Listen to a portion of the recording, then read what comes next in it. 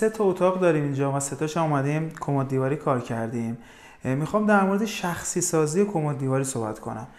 خیلی موقع کارفرما میگن کمد دیواری یه چیز خاصی نداره. ما همیشه اصرار داریم که کمد دیواری دیتیلاش خیلی بیشتر از کابینته. به عنوان مثال این کمدها رو دقت کنید، از اولین کمد شروع میکنیم.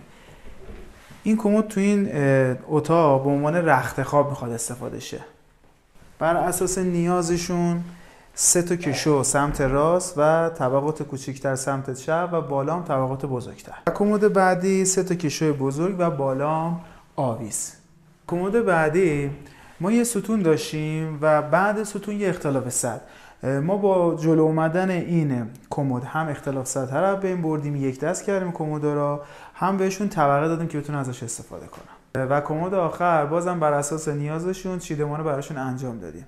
یه توضیح هم بدم، در کل اگه دقت کرده باشید ما نیومدیم درهای کمد و انباری و کمد از هم جدا کنیم.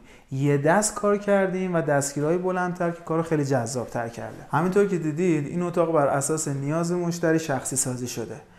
دلیل اینکه ما میگیم نیازاتونو بگید ما بر اساس اون براتون طراحی یا برآورد قیمت کنیم به همین دلیل.